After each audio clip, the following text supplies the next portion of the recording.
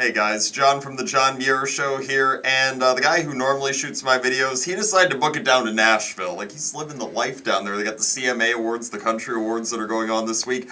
So he gets to spend like 4 or 5 days down there being all buddy-buddy with Luke Bryan and Jason Aldean, Carrie Underwood and all them. Unfortunately, yeah, we get left behind here. So we are still in the studio, but it means that we can still do the show and can still bring you these videos afterward. And I want to talk to you about something that's become, sadly, far too common of a topic, but we have to keep on talking about it, and that would be racism. You see, with how often you hear the label of racist thrown out there, you'd probably think that the entire United States population is comprised of nothing but a bunch of bigots.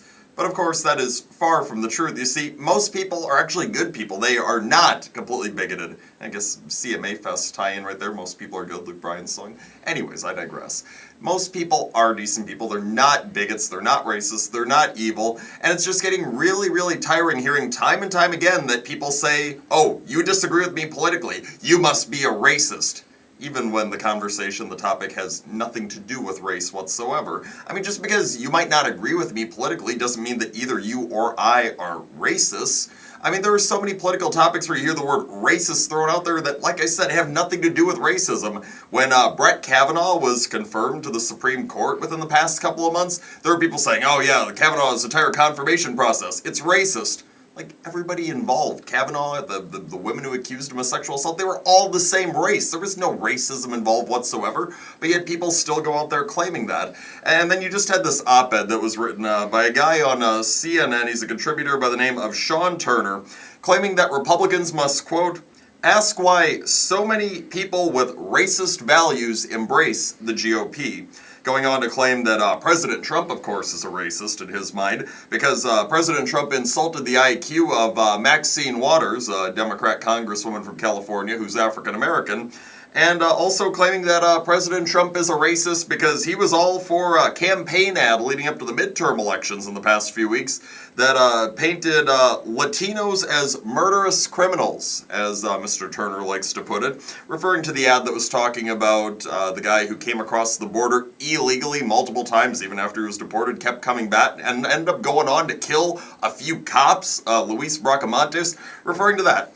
Okay, so Mr. Turner, to try and set the record straight here, yeah, first of all, if you're saying that all these racists are just gravitating toward the Republican Party, I mean, sure, there are some people who are racist in the Republican Party. On the far right, you got people who vote Republican, you got the KKK, you got the neo-Nazis. You know what we do? We condemn them because they do not stand for what the majority of us in the Republican Party stand for. What they do is wrong. We completely condemn it.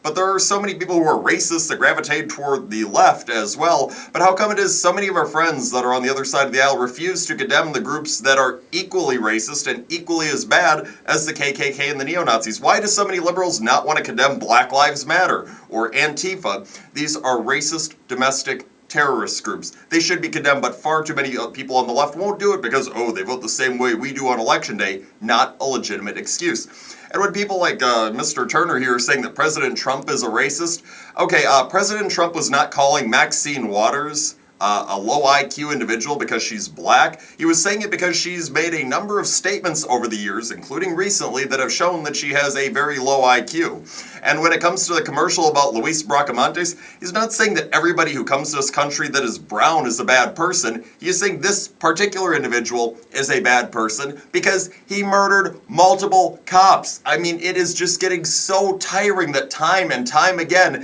when there is no legitimate argument to be made from somebody on the left, what do you hear right away? Oh, let's end the conversation because I'm going to call you a racist and you're evil. And of course, there's no point in trying to have a conversation or reason with somebody who is evil or racist, but it is so inaccurate almost every single time. For the good of this country, can we please come together and recognize just because we don't all get along doesn't mean that we have to try to falsely demonize the other side, that we should be able to work out our differences civilly because that and only that is going to lead to what is best for the United States of America, which all of us citizens, regardless of how you vote, are a part of.